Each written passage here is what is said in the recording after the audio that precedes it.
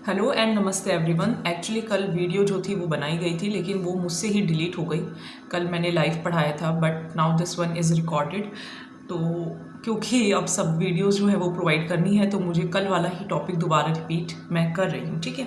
तो ये देखिए कल मैंने एक्चुअली में पढ़ा दिया था, जिसने लाइव अटेंड कर लिया था तो फिर बाद में मैसेजेस आए कि मैम वीडियो डिलीट क्यों हो गया, तो मैंने डिलीट बाय मिस्टेक मुझसे डिलीट हो गया। तो अब मैं एक बार दोबारा पढ़ा देती हूँ। हालांकि मैंने उसको रिकवर करने की भी कोशिश करी बट वो नहीं हो पाया। चलिए, तो देखिए ये चैप्टर नंबर 2 जो है, again I want to tell you that ये ज्ञान सरोवर पब्लिकेशन डॉक्टर लक्की आहूजा की बुक है, जिसके अंदर से चैप्टर 1 मैंने कंप्लीट कर दिया था। Chapter 2 development of the learner half हो गया था, हाफ बाकी था, जिसके अंदर मैंने ये कुछ पीपीटीज के थ्रू भी आपको पढ़ाने वाली हूँ और जो बुक के अंदर कुछ टॉपिक्स रह गए हैं वो भी साथ में आपके साथ डिस्कस करने वाली हूँ। फिर आपका जो चैप्टर 2 है वो कंप्लीट हो जाएगा, ठीक है। और ज्योग्राफी के भी जो मैराथन्स हैं वो बन रहे हैं और मैं डेली उनको बना रही हूँ, लेकिन उनको डेली अपलोड नहीं कर रही हूँ। जैसे ही वो थोड़े से इकट्ठे हो जाएंगे तो थोड़ा 2-3 घंटे की आपको वीडियो जो है वो प्रोवाइड कर दी जाएगी। तो ज्योग्राफी का भी काम साथ साथ में चल रहा है। चलिए, और इसके साथ साथ शाम को 6:45 के अराउंड हम एमसीक्यूज़ भी करते हैं। आप आते नहीं हो एमसीक्यूज़ करने के लिए, और उसके अंदर मैं सिर्फ एमसीक्यूज़ नहीं कराती हूँ, पूरा जो टॉपिक है वो भी दोबारा रिपीट कराती हूँ, रिवाइज कराती हूँ। वो वीडियोस बहुत इंपॉर्टेंट है, अगर आप उसे रेगुलरली फॉलो करेंगे तो आपका रिजल्ट जो होगा वो ज़रूर इम्प्रूव होगा, इस बात की मैं गारंटी दे सकती हूँ, अगर आप जीके में वीक हैं तो।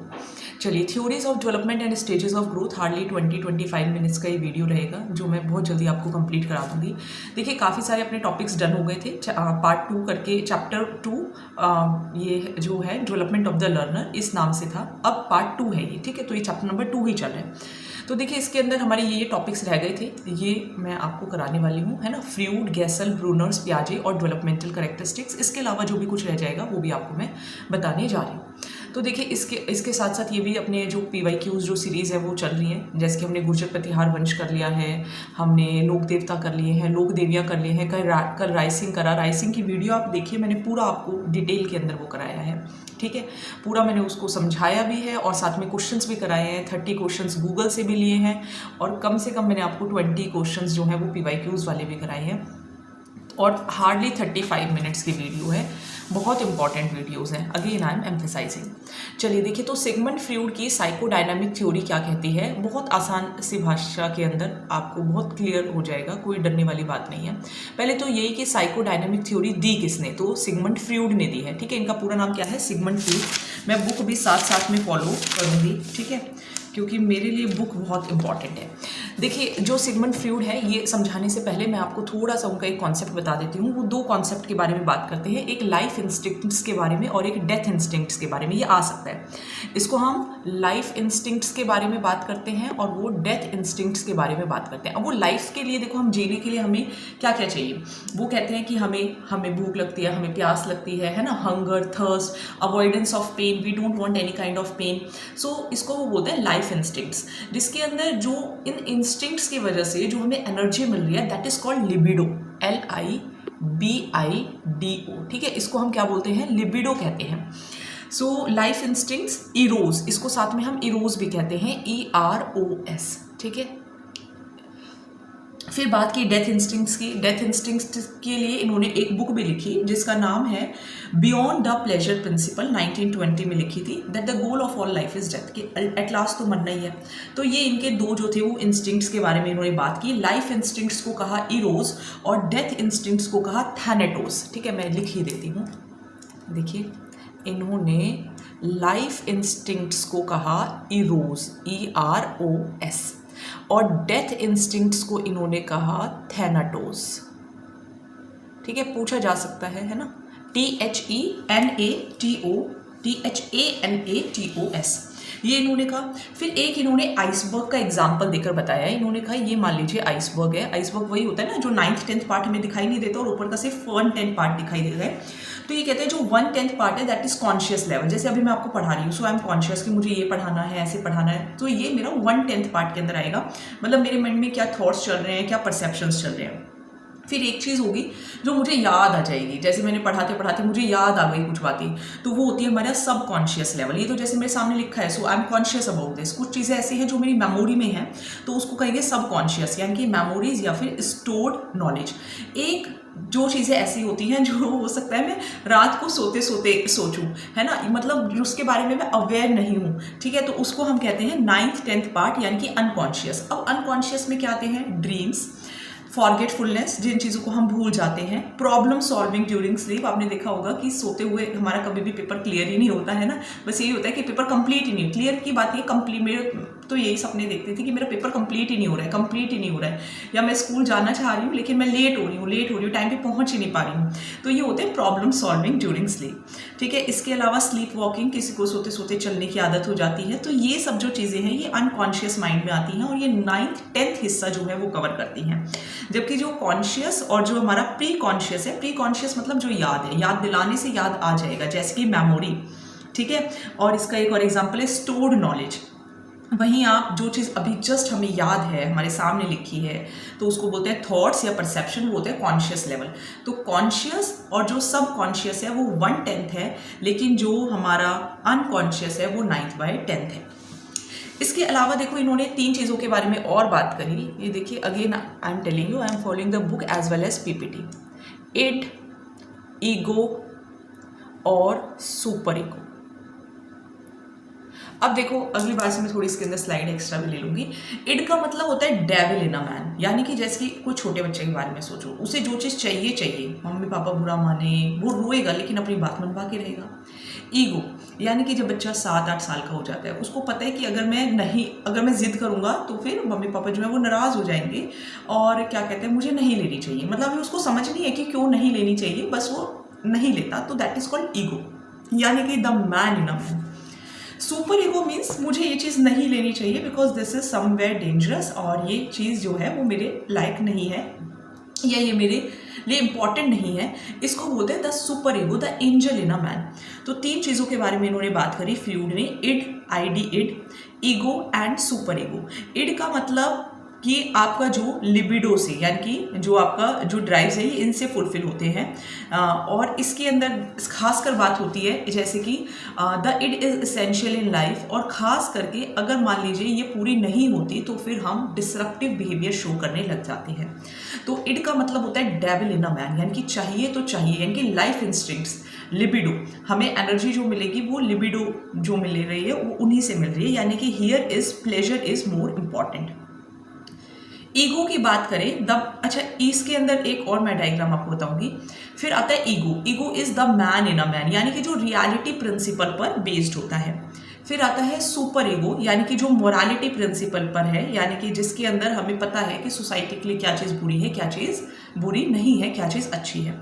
तो ये 3 इन्होंने मीन्स कॉन्सेप्ट दिए, 3 इन्होंने एलिमेंट्स दिए। इसके साथ साथ ये और बोलते हैं कि जो हमारा ईगो, जो हमारा सुपर ईगो है, वो हर एक लेवल पे रहता है ना, वो चाहे प्री कॉन्शियस हो, चाहे कॉन्शियस हो, चाहे सब कॉन्शियस हो।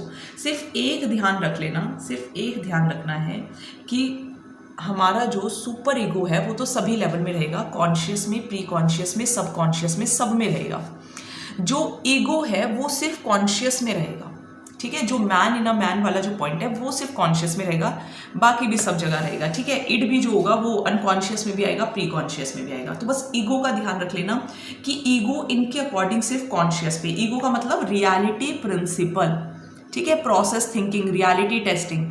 और इड का मतलब क्या है, प्लेजर प्रिंसिपल, ठीक है, जो इन्होंने अपनी डायग्राम में लिखा है। और सुपर ईगो का मतलब मॉरल इंटेलिजेंस। सो ये इनका थ्योरी थी।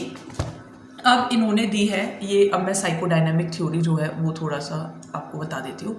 फ्रीड की थ्योरी एम्फेसाइज करती है कि कैसे जो अनकॉन्शियस चीज़ें होती हैं जिनके बारे में हमें पता नहीं होता है, ये जो हमारी बचपन की जो चाइल्डहुड एक्सपीरियंस है वो हमारी पर्सनैलिटी को कैसे डेवलप करते हैं। जैसे कि बचपन में मम्मी ने हमें एक बार किसी चीज़ के लिए डांट लगा दी, बहुत अच्छे से पिटाई कर दी उस चीज़ के लिए, जैसे कि मान लीजिए आप कोई बहुत मतलब सब्ज़ी खरीद के लेकर आए और आप सड़ी गली सब्जी लेकर आ गए, आपके उस टाइम पे इतने अच्छे से मतलब आपकी पिटाई हुई कि अब आप लाइफ में कभी भी ऐसी सब्जी नहीं खरीदते, आप अच्छी सब्जी ही खरीदते हो। सो फ्रूड कहता है ये साइकोडायनामिक थ्योरी का कॉन्सेप्ट है, यानी कि आपका जो बचपन का एक्सपीरियंस है उससे आपकी पर्सनालिटी जो होगी वो डेवलप होगी। पर्सनैलिटी काफ़ी सारी स्टेजेस में डेवलप होती है ना, एकदम से डेवलप नहीं होती। अब इन्होंने 5 स्टेजेस बोली हैं। ओरल स्टेज, देखो जो एरिक्सन था उसने 8 स्टेजेस बोली थी, ये भी ध्यान रखिएगा। जो मैंने आपको परसों वाली वीडियो में कराई थी, जो एरिक्सन की थी, उनकी 8 स्टेजेस थी, ठीक है। वो वीडियो नहीं देखी है तो आप देखिए इसको, लगातार मैं वीडियोस अपलोड करूंगी, पूरी एजुकेशनल साइकोलॉजी आपको कराऊंगी, ठीक है, डोंट वरी। लेकिन आप कंटिन्यूअसली सभी वीडियोस को देखें, साथ साथ में क्वेश्चन जरूर कर लें, ठीक है। बुक और पीपीटी में दोनों फॉलो करें। देखो ये 5 चीज़ों के बारे में बोलते हैं। सबसे पहले ओरल स्टेज, यानी कि छोटा बच्चा मतलब च्यू करता है ना, फीड करता है, तो माउथ फोकस है, वो ज़्यादा अभी मुंह चलाना सीख रहा है। तो यहाँ पे अगर उसके साथ हमने मीन्स थोड़ी सी लापरवाही बरती तो फिर वो क्या हो जाएगा, मतलब फिक्सेशन जो है वो प्रॉब्लम क्रिएट हो जाएगी। और अगर मान लो हमने उसको बहुत ज़्यादा छूट दे दी, यानी कि जब भी फीड करने के लिए मांग रहा है हमने उसको फीड करा दिया, कुछ भी खा रहा है तो हमने उसको खाने दिया, तो उसके अंदर ओवर ईटिंग की हैबिट हो सकती है, स्मोकिंग की हैबिट हो सकती है। तो वो ये ओरल जो थ्योरी है वो ये क्या कहते हैं कि हाईली डिपेंडेंट ऑन अदर्स, अगर आपने उसको मतलब अननेसेसरली केयर टेकिंग नहीं की उसकी फीडिंग के दौरान, तो अगर सेटिस्फाइड नहीं होगा बच्चा तो फिर वो फ्रस्ट्रेशन क्रिएट करेगा। और दूसरी बात इन्होंने ये क्या कही है, जैसे कि सकिंग, बाइटिंग, है ना, सक करना, किसी चीज़ को काटना, च्यू करना, ये सब बच्चे को प्लेजर और कंफर्ट प्रोवाइड करता है ओरल स्टेज में। मेजर चैलेंज ये है कि अगर इन्फेंट बहुत ज़्यादा केयर टेकर्स पर डिपेंड है फीडिंग के लिए और केयर के लिए, और अगर वो सेटिस्फाइड नहीं हुआ तो उससे डिससेटिस्फैक्शन क्रिएट होगी। कैसे? स्मोकिंग, ड्रिंकिंग, ओवर ईटिंग, ये सब प्रॉब्लम, नेल बाइटिंग, ये सब प्रॉब्लम्स क्रिएट हो जाएंगी बच्चे के अंदर। फिर आती है एनल स्टेज। एनल स्टेज होता है जब बच्चा 2 साल से, वैसे 1 साल का बच्चा कभी भी नहीं बता पाता, कुछ गर्ल्स ही होती हैं जो बता देती हैं, लेकिन मोस्टली जो बच्चे होते हैं वो 2 साल से। जो एरिक एरिक्सन है उसने 2 साल से लिया है, लेकिन फ्लूड ने 1 ईयर से लिया है, तो कोई बात नहीं। 1 ईयर to 3 ईयर्स वो ये कहते हैं एनस फोकस, यानी कि टॉयलेट ट्रेनिंग। अगर बच्चे को आपने ज़बरदस्ती ये चीज़ सिखाने की कोशिश की तो प्रॉब्लम क्रिएट होगी, और अगर नहीं सिखाने की कोशिश की तो फिर मैसीनेस क्रिएट होगी, ठीक है। पहले बुक वाला भी आपको बता देती हूँ, फिर पीपीटी वाला भी बता देती हूँ। एनल स्टेज के अंदर वो क्या कह रहे हैं, जैसे आपने टॉयलेट ट्रेनिंग बहुत ज़्यादा हार्श कर दी, ठीक है, बच्चे को बहुत स्ट्रिक्टली आप सिखाने की कोशिश कर रहे हो, तो उससे वो स्टबर्न बनेगा, ऑब्सेसिवनेस उसके अंदर आएगी, मीन बनेगा, ठीक है। टाइडीनेस तो आ जाएगी, सफाई तो आ जाएगी, लेकिन बच्चा जिद्दी बनेगा। और अगर आपने नहीं सिखाया तो मैसीनेस हो जाएगी, ठीक है। फिर वो कहीं पे भी मतलब कुछ भी चीज़ें फैली हुई हैं उसको उसके बारे में नॉलेज ही नहीं रहेगी। चलिए, फिर इन्होंने दिया है फैलिक स्टेज। फैलिक स्टेज में ऑइडिपस और इलेक्ट्रा, ये भी बड़ा इंटेलिजेंट है। ऑइडस के अंदर जो बॉयज़ होते हैं वो अपनी मदर की तरफ अट्रैक्ट फील करते हैं, ठीक है। ऐसे आप याद कर लेना कि ओए बॉय, तो ओए जो है वो बॉय के लिए है, और इलेक्ट्रा जो है वो गर्ल्स जो हैं वो अपने मदर से जेलसी फील करती हैं और अपने फादर की तरफ ज़्यादा अट्रैक्टेड फील करती हैं। तो यहाँ पे गिल्ट और कन्फ्यूजन की जो स्टेज है वो इन्होंने कहा है कि जो चिल्ड्रन है वो मतलब कि डिफरेंट जो मेन सेक्स है उसकी तरफ थोड़ा सा ज़्यादा रुझान रखते हैं। फिर आ जाता है latency stage. Latency stage 6 to 12 years, यहाँ के जो बच्चे होते हैं वो थोड़े बड़े हो जाते हैं, जैसे 6-7 क्लास में आ गए।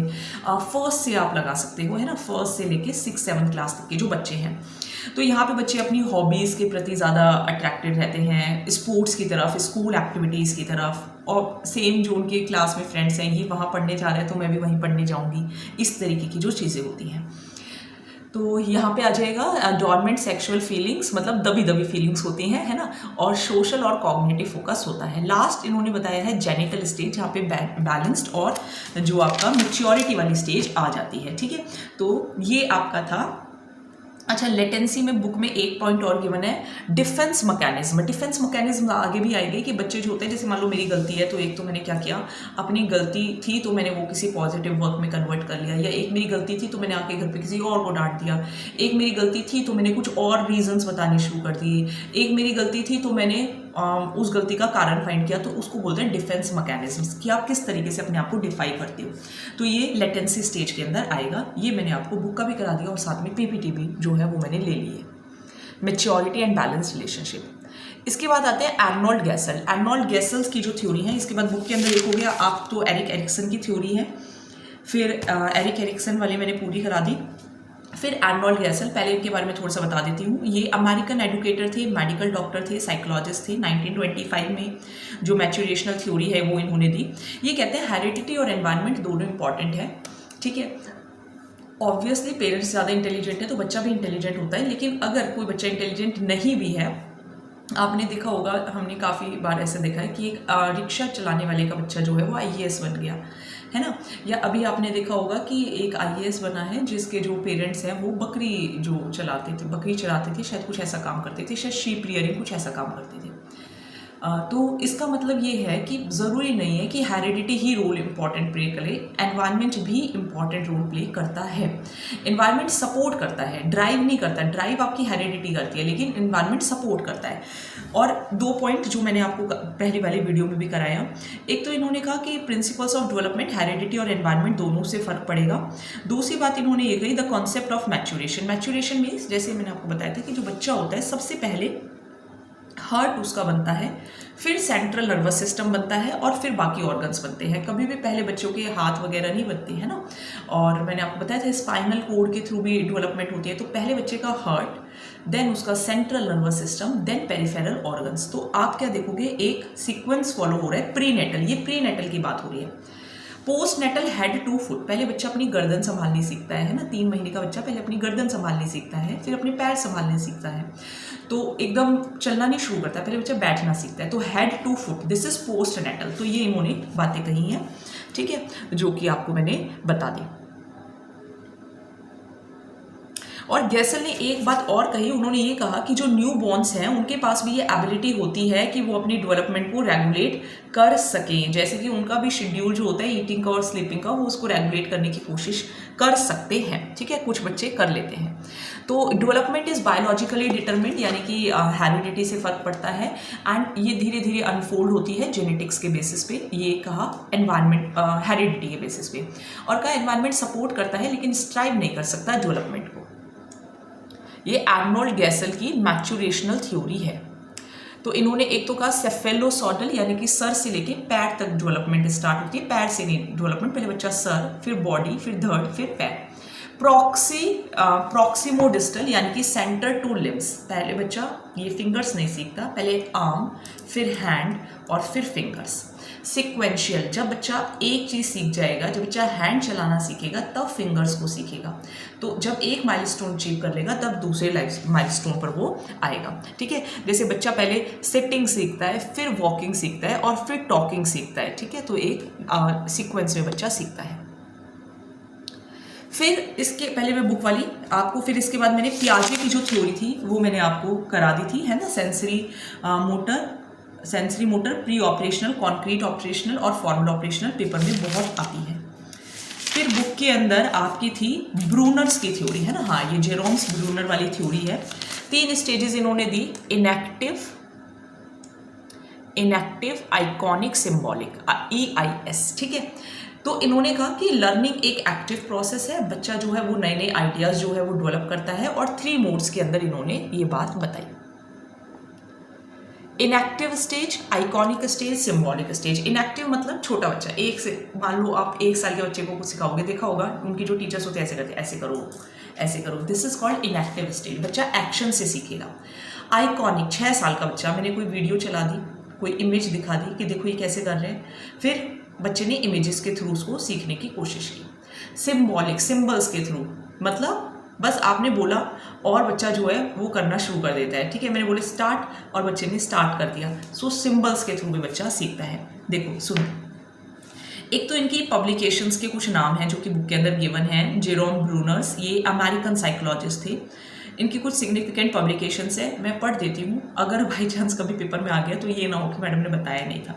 अ study of thinking, process of education, towards a theory of instruction, the relevance of education, the culture of education. सबसे पहले इन्होंने बुक के अंदर 1.5 साल तक लिखा हुआ है, अपने पास PPT में 1 साल है, आप 1 से 1.5 साल तक मान सकते हो।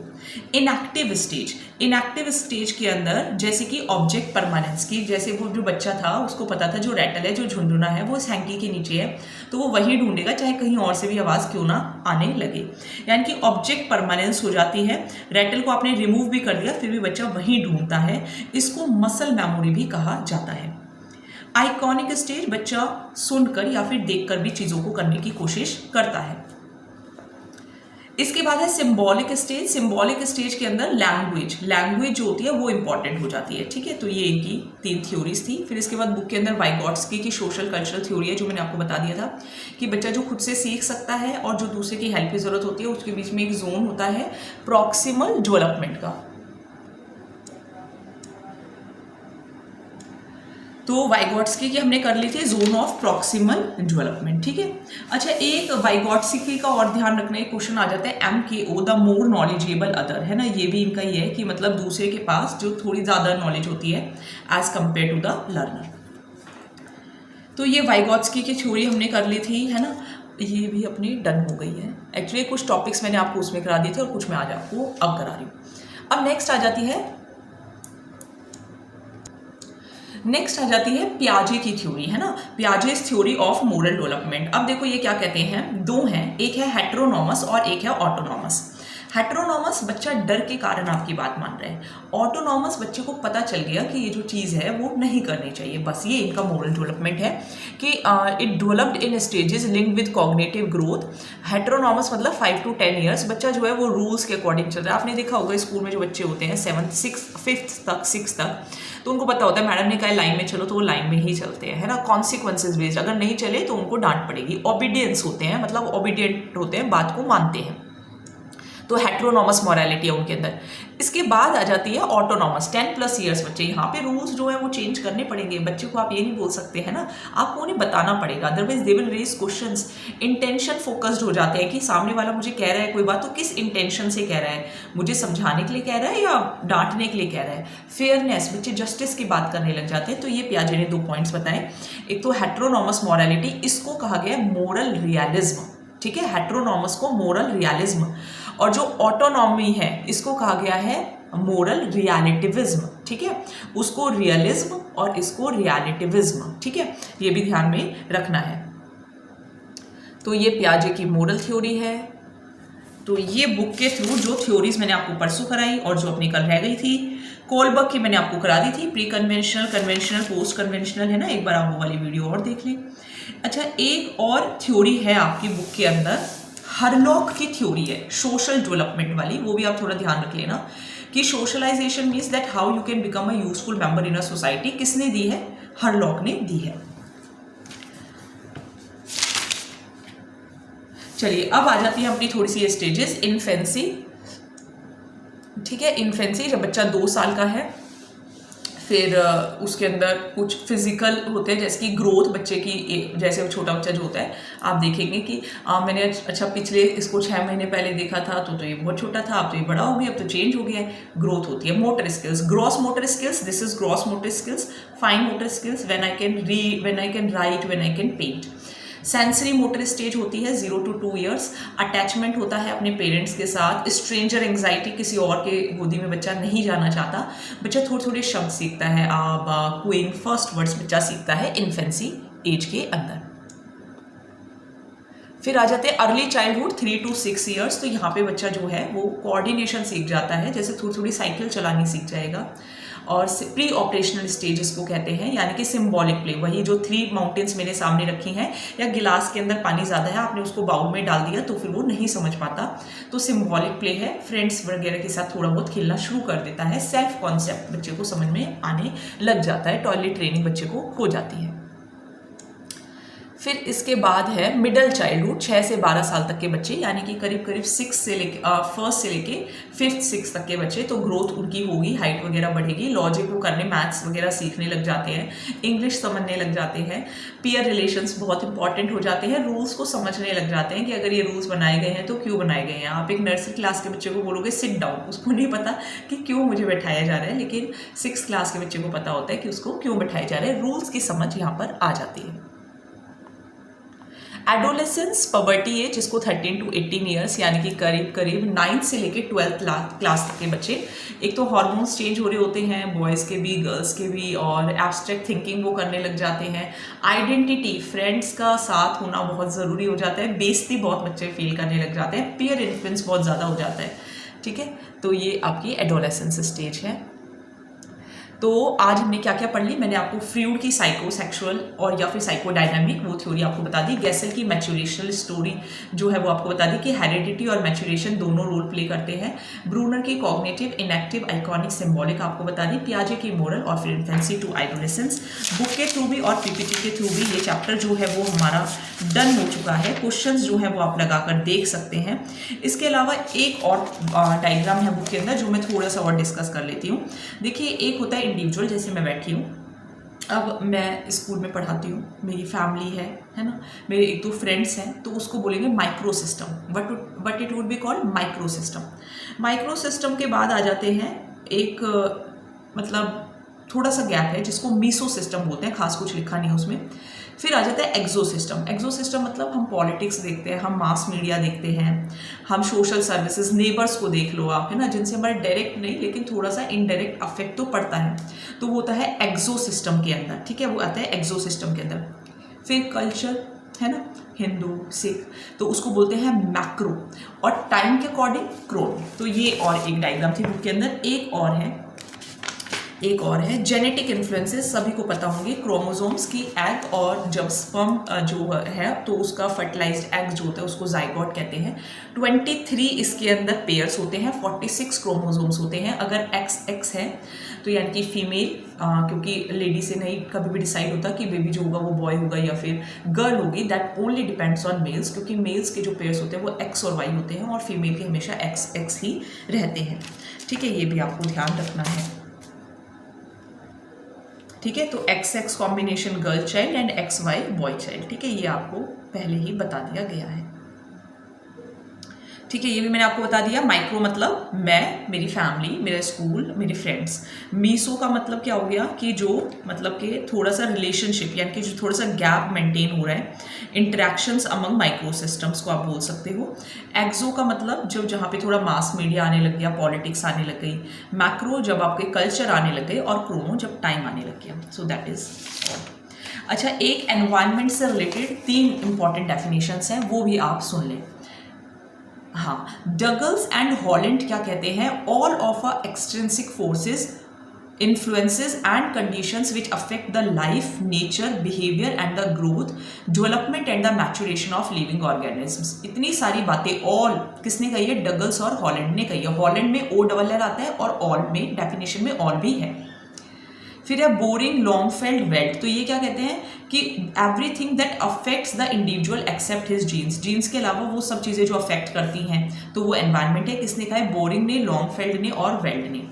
फिर इसके बाद वुडवर्थ एंड मार्क्स क्या कहते हैं, all the outside factors that have acted on the individual since he begin life, जब से लाइफ शुरुआत की तो वो सब चीज़ें जो हमें अफेक्ट करती हैं तो वो एनवायरनमेंट है। किसने कहा है, वुडवर्थ एंड मार्क्स ने कहा है, ठीक है। तो ये आपका चैप्टर 2 जो है वो डन हो गया है। बुक के अंदर क्वेश्चंस भी हैं, आप क्वेश्चंस कर सकते हैं। This is a doctor lucky Ahuja book, ये बुक मैं फॉलो कर रही हूँ, ठीक है। अब मैं आपको चैप्टर 3 जो है वो कल कराऊंगी, okay. So thank you so much, and आप लाइक ज़रूर करें, शेयर ज़रूर करें, एंड MCQs वाली क्लासेस ज़रूर अटेंड करिए, ओके। So thank you.